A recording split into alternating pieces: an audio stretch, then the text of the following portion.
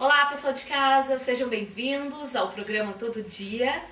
Mais do que nunca é um prazer estar na sua companhia. E estou aqui em ótima companhia também, digamos de passagem, né?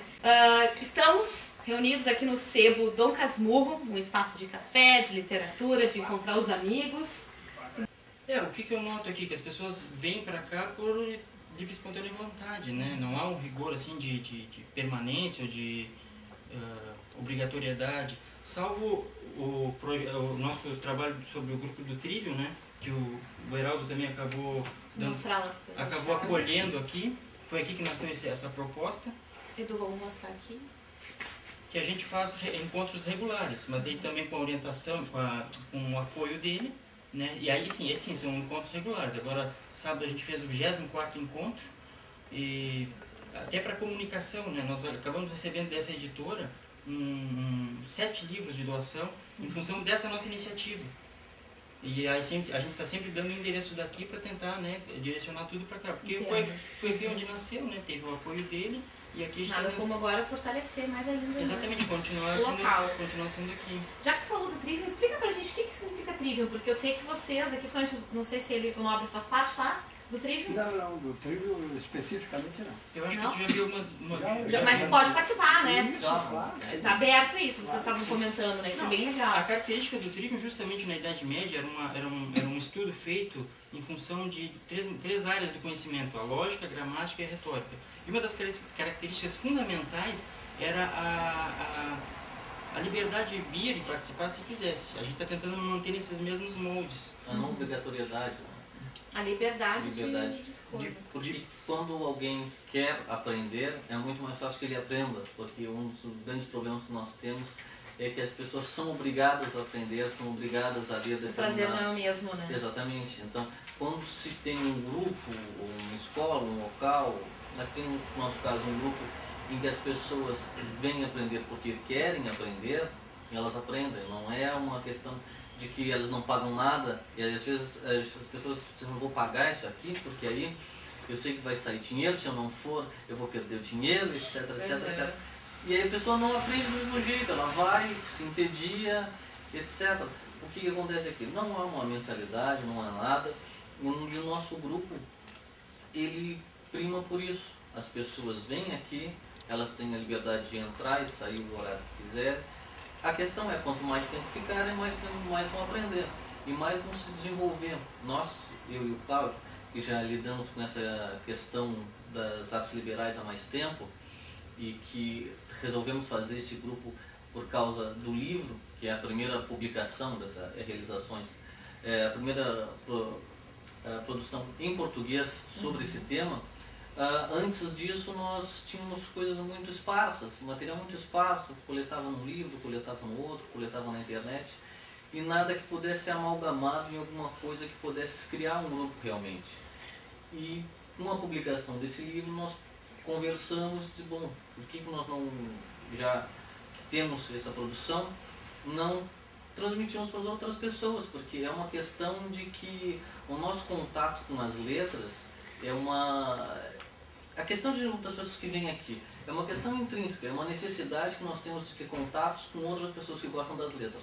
Gostam de escrever e de falar, né? Entendi. Uma questão interessante desse livro aqui é, fora todos os três, que é lógica, gramática e retórica, dão a base à palavra. O Heraldo sempre ressalta isso, né? Que em primeiro lugar é a palavra. E dentro da questão da gramática, aqui nesse livro, tem uma questão da poética, que é analisada. Porque a poética é fundamental para a análise dos textos. E nesse sentido vem de perfeito encontro ao que muitos aqui se propõem.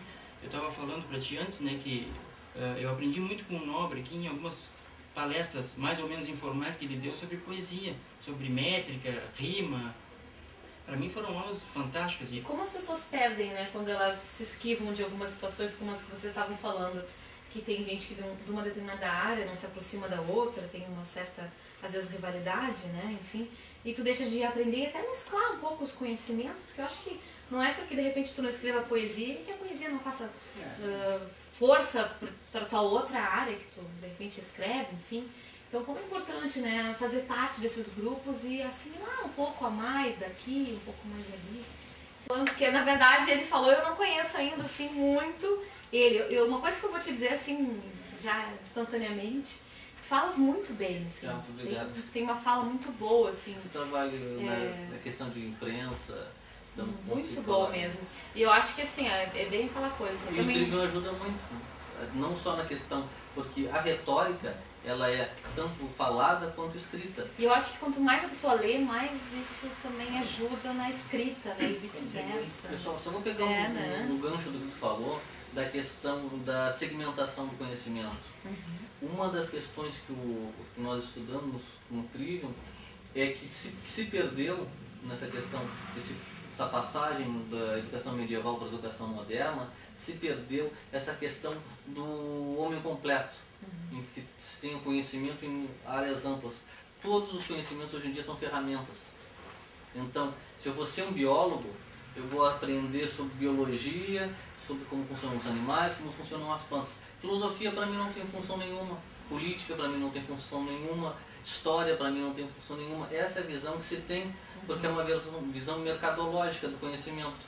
Então, o conhecimento fica segmentado, cada um sabe da sua parte, ninguém se mete na parte do outro, e aí fica... E aí não existe nenhuma socialização, né? Porque a sociedade fragmentada. Exatamente. Ela só sabe aquilo que ela estudou. Mas tu falou da questão da leitura, eu queria voltar um pouco mais, porque a leitura é importante, mas é fundamental saber interpretar e entender algumas coisas. O Trivium nos dá essa ferramenta, mas principalmente antes de ter o Trivium como ferramenta, a minha convivência com o pessoal aqui, o meu ganho intelectual foi, assim, ó, incomparável. Porque aqui a gente troca ideias. Uma pessoa apresenta um texto, ou lê uma poesia, ou diz o que entendeu de uma matéria, ou troca uma ideia, traz uma ideia nova referente à literatura, enfim.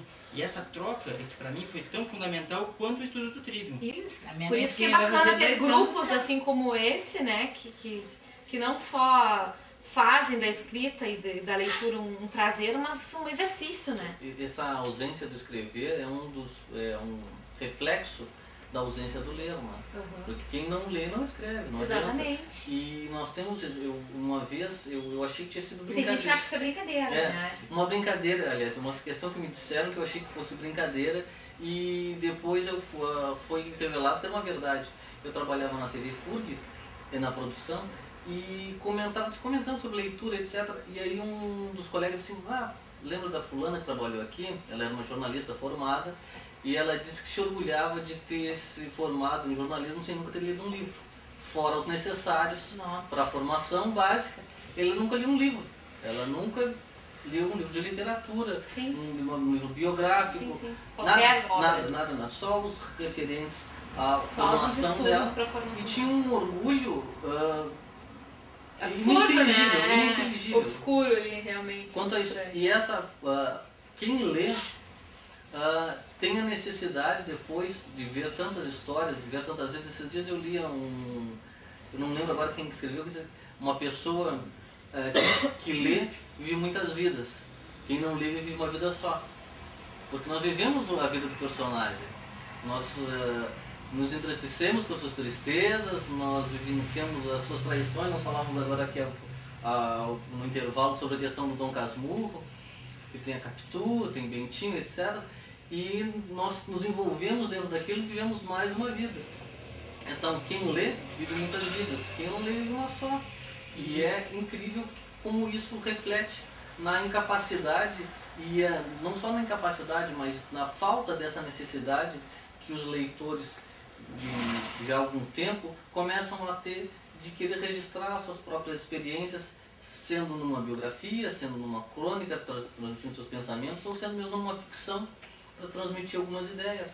E isso é o reflexo dessa falta de leitura e a falta de escrita realmente. E esse é o Lídio, tá, gente? Esse é o Lídio, porque ele falou todo o tempo e com a gente não tinha realçado aí o nome dele. Um dos coordenadores do grupo do Trivium, eu e o Claudio Miro, começamos com essa questão que nós éramos frequentadores aqui, do Casmurro, principalmente pela questão do horário e da elasticidade de todas as questões de liberdade, em que eu posso, se eu quiser tomar um uísque, eu posso tomar um uísque, se eu quiser ir ali na frente fumar, eu posso fumar, não perturbando ninguém aqui. Por exemplo, se a mesa só tem fumantes, Aí pode fumar que não há nenhuma coisa que uma perseguição Limite qualquer tipo de atitude, as atividade. atitudes das pessoas, não incomodando ninguém. Todas as atitudes são liberadas, todos os comportamentos são liberados, não há nenhum preconceito de nenhum tipo. Digamos que o único conceito, não preconceito, é que se gosta de letras. Esse é o que um mote. une, né? Todos vocês aqui, né? Muitos textos que eu escrevi, ou que a gente escreve, que a gente apresenta aqui, acabam recebendo dicas e sendo melhorados em função dessa dinâmica de apresentar os textos e fazer esse intercâmbio, né? Isso, para quem escreve, para quem pensa, para quem quer trilhar esse caminho da literatura, é fundamental, né? Essa troca é fundamental e isso a gente consegue aqui. Que bom, graças ao nosso colega. Com certeza, graças ao Beraldo. Então, Meu nome é Ele achou que a gente Luiz Geraldo Lado. E Mais conhecido como Fernando. o que se acaba de registrar aqui, acho que nós atingimos duplamente o nosso objetivo na questão do resgate da palavra, que é com o evento do Trivium, que trata da retórica, da gramática e da lógica, e que é com a manifestação da poesia elevada a uma expressão artística, que é o caso da presença do grande José Paulo Nobre. olha aí, está com tudo hoje, Nobre. Com gente também de igual verve poética, que é o caso do meu grande amigo Adão Mundiaga, Sérgio Quintana, enfim, Jorge Pinho. Eu mesmo faço os meus rascunhos, né? Legal. Então acho que fica duplamente atingido o objetivo que é justamente esse, de resgatar a palavra, juntar, fazer parte da corrente, que é bem expressiva. Nós temos aqui uma grande comandante do movimento Girassol na cidade, que é muito bem conhecido. E há outros movimentos dentro da Academia Rio Grande de Letras, nas grandes livrarias, estruturas que fazem movimentos poéticos na cidade. Eu acho que todos esses movimentos, por isso eu me coaduno com ela, são de tremenda importância para a popularização da palavra, no respeito da nossa identidade, entende? Como pessoas e como pessoas simples. Porque eu acho interessante da poesia que ela é uma arte que é comum a todos. É verdade. Uma outra Não arte, discrimina como ninguém, pintura, né? ou como um instrumento, tem que ter um acessório. Enquanto que a poesia não. Esse é o meu entender. Obrigado. Bacana.